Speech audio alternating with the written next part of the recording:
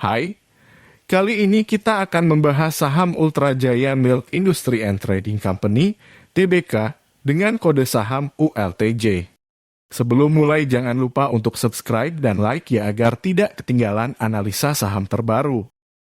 Pertama kita akan mulai membahas laporan keuangannya. Kita akan mulai dari menganalisa penjualan dari perusahaan ini. Dari segi pertumbuhan, jika kita bandingkan dengan tahun sebelumnya, penjualan perusahaan ini pada Q3 2021 sebesar 6,3, 1T mengalami kenaikan sebesar 19,0% menjadi 7,50 T di Q3 2022.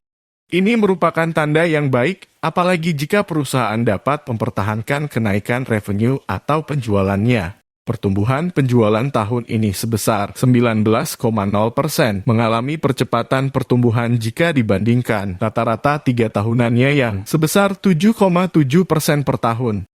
Setelah membahas revenue atau penjualan perusahaan ini, kita akan lanjut membahas net profit atau laba bersihnya.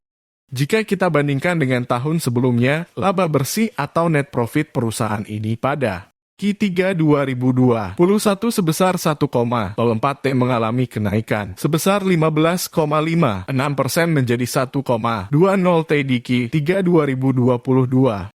Ini merupakan tanda yang baik, apalagi jika perusahaan dapat mempertahankan kenaikan laba bersihnya. Pertumbuhan laba bersih tahun ini sebesar 15,6% mengalami percepatan pertumbuhan jika dibandingkan rata-rata 3 tahunannya yang sebesar 10,0% per tahun.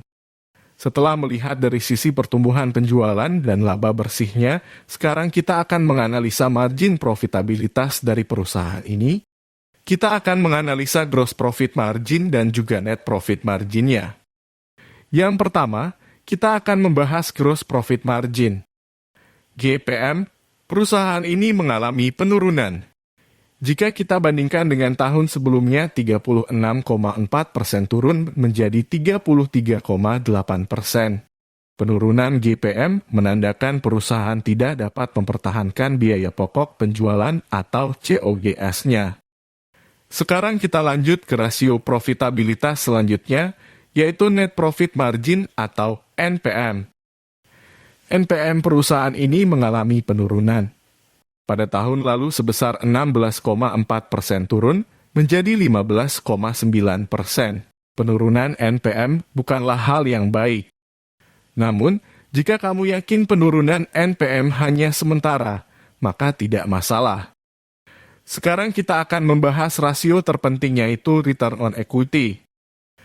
Return on equity tahun ini mengalami penurunan. Tahun lalu sebesar 21,8%. Dan pada tahun ini turun menjadi 20,9%.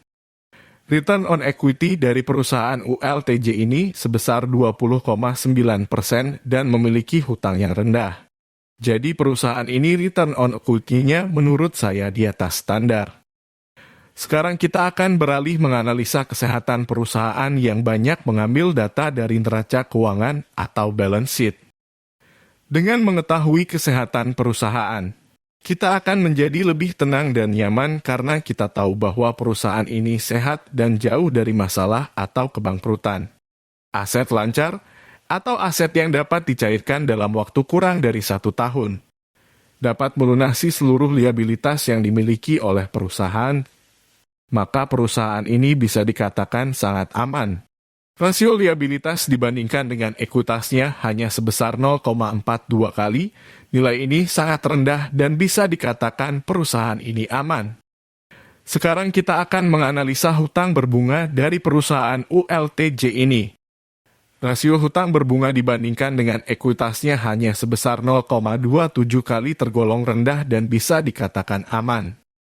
Sekarang kita akan membahas tentang harga sahamnya. Seperti cara investasi Terry Smith. Yang pertama hanya beli perusahaan yang bagus. Kedua jangan membayar kemahalan dan yang terakhir kita hanya perlu menunggu. Valuasi penting untuk mencegah kita membayar kemahalan.